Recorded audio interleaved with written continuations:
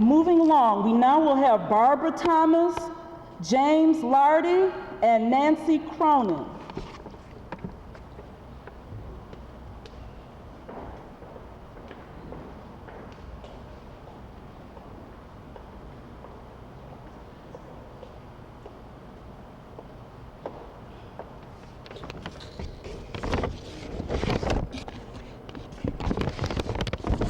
Good evening. Hi, Ione. My name is Barbara Thomas, and I'm councilwoman from East Cleveland, new councilwoman from East Cleveland. And tonight I am here to salute somebody that I really care for very deeply. Ione is not only my friend, she's my mentor. And she's my neighbor. She lives right around the corner. Ione has been an inspiration to me for many, many years. And I could go on and on and on, but I don't have that much time, and she doesn't either. So what I want to say is that she has nurtured me, voiced her opinion, critiqued me, watched my career and my endeavors, and told me how to do it gently but firmly.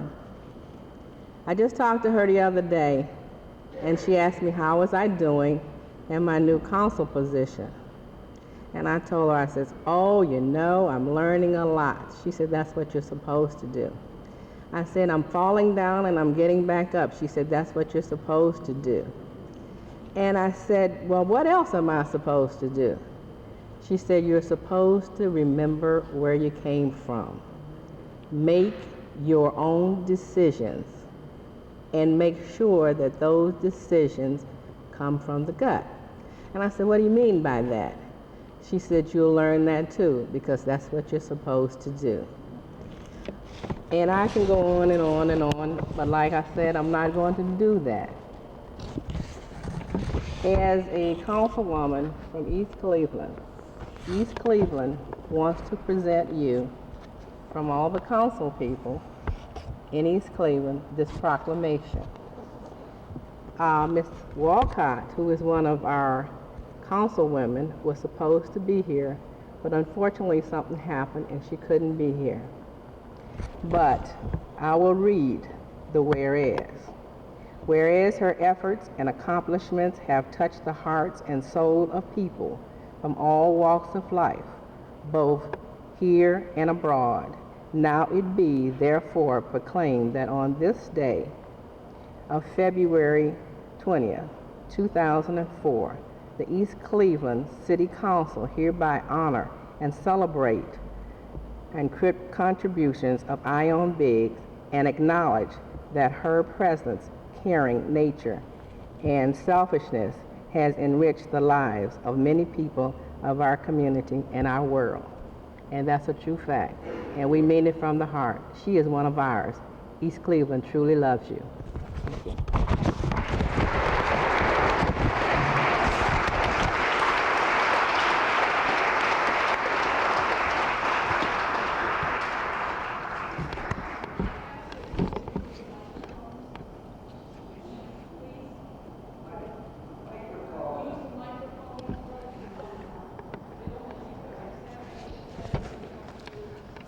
We're doing. Can you step up? Give me a second. Yeah. Do you need the hand one? Not anything. Just speak. Okay. Good evening. It's wonderful to be here. And I'm here as a community activist and a longtime friend of Ione Biggs. My name is Nancy Cronen. Ione, this is a simple message from my heart to your heart. You and I have been friends personally for a long, long time, more years than either of us want to count. We've been friends at the City Club, that citadel of free speech, either cheering the program or criticizing it on Friday forum time. We've been together on more causes, again, than we can count, on behalf of peace and social justice. And now, perhaps most exciting for me is that we are united on programs that empower women. From all our comrades of the past and those of the present, thank you for leading the way, and we love you.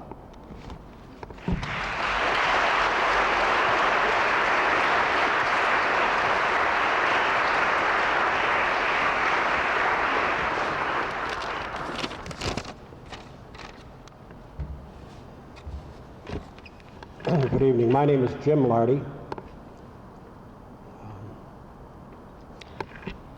I've had the privilege of having this beautiful woman on the board of trustees of my organization, originally known as the Institute for Child Advocacy, now known as For the Children.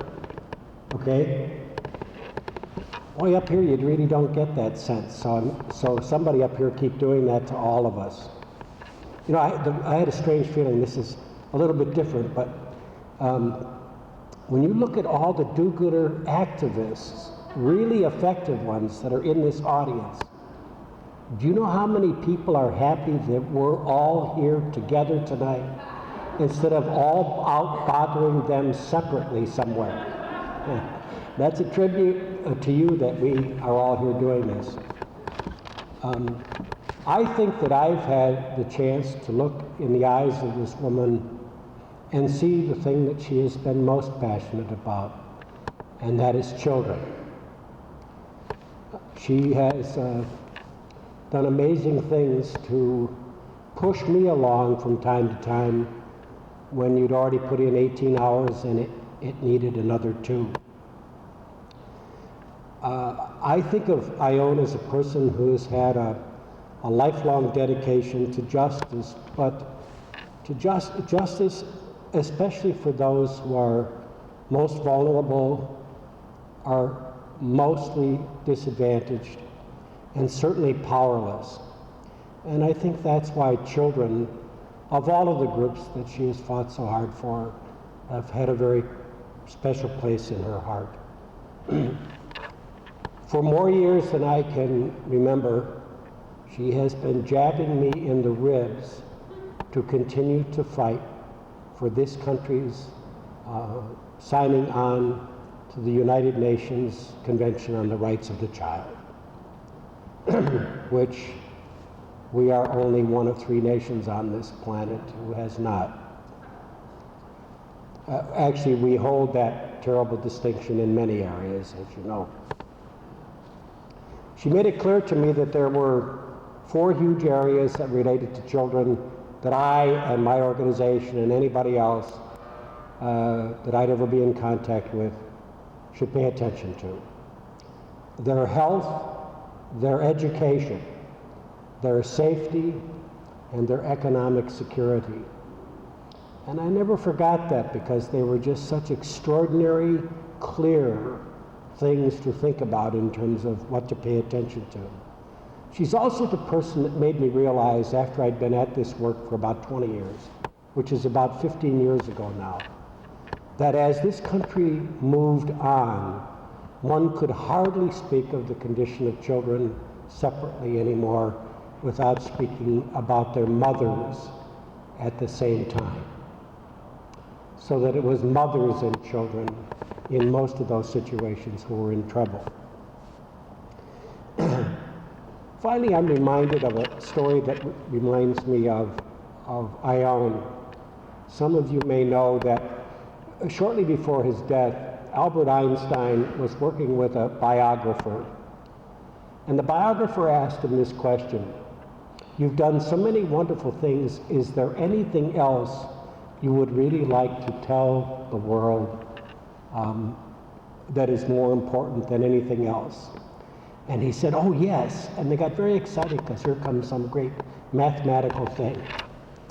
And this is what he said: "As long as there is one unhappy child on the face of this planet we all live on, we cannot call ourselves civilized."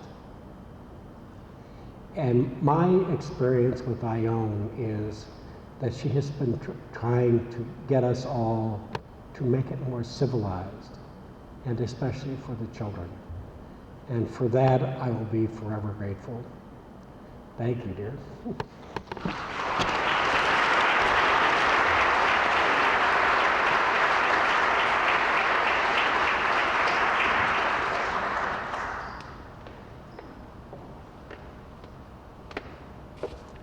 At this time, we will have some more fine poetry from Mr. Daniel Thompson, our own poet laureate.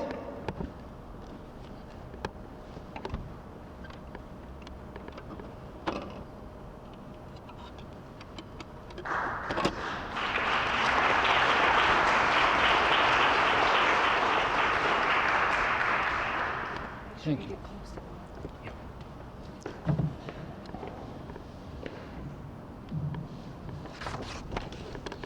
In the spring of '96, when they had the Great Day peace train came across the country, Ione had asked me to write a poem about it, to greet the delegate when they came on the Greyhound. And she saw me at the Hester Street Fair, and I'd completely forgotten about it. And it was that following Wednesday. So I locked myself up in the house for a few days and thought about all the references to trains that I knew. And I was still writing the poem that Wednesday when we greeted the delegate down at the Greyhound station. And I suddenly looked at my poem and I realized, this is for the Women Speak Out, for the International League of Women. And there wasn't one woman in the poem. Because trains, you don't usually associate women. So, but I happened to see Greg from Akron, and I remembered I'd been in Seneca Falls, I think it was, and read about Sojourner Truth had made her famous Ain't I a Woman speech in Akron, so I quick put her in the poem. And I was thinking of Harriet Tubman, but I couldn't know how to work her in the poem at the time. But now, when I go to events, I can always, when women are involved, I can always put a woman in the caboose of the poem and change it every time. So this is, so anyway, that day, Ione actually fainted on the sidewalk. And I ran in and had to get a chair out of the executive office of the Greyhound, just walked in, picked it up, put it on the sidewalk. And then later when she left, she was in a car leaving, and everyone said, now don't change that poem. That was good. But Ione said, you forgot the A train.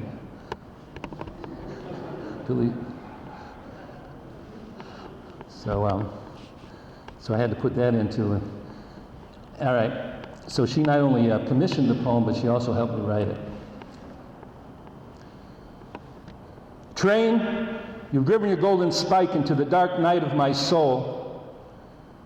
Train, you carry my death in the smoky breath of your cities. Train, you're the iron horse, the ironic force that sped up the nightmare of history, our genocidal mystery. Train, it'll be a great day when this wobbly, depressed hobo poet riding the rods finds you're carrying peace. Train, mine eyes have been watching closely. Train, this is now a new freedom. Train, a new swing low, sweet Harriet Tubman. Train, no high noon killers on this train, no death internment camp counselors on this train. There's no bourgeois train. This is the Woody Guthrie bound for glory train. This is the Leadbelly train, the A train, the A. Philip Randolph Pullman Porter train, the John Colt train, the Ain't I a Woman Sojourner Truth train, the Great Day in the Morning, Ione Biggs, Women Speak Out for Peace and Justice train, train, train.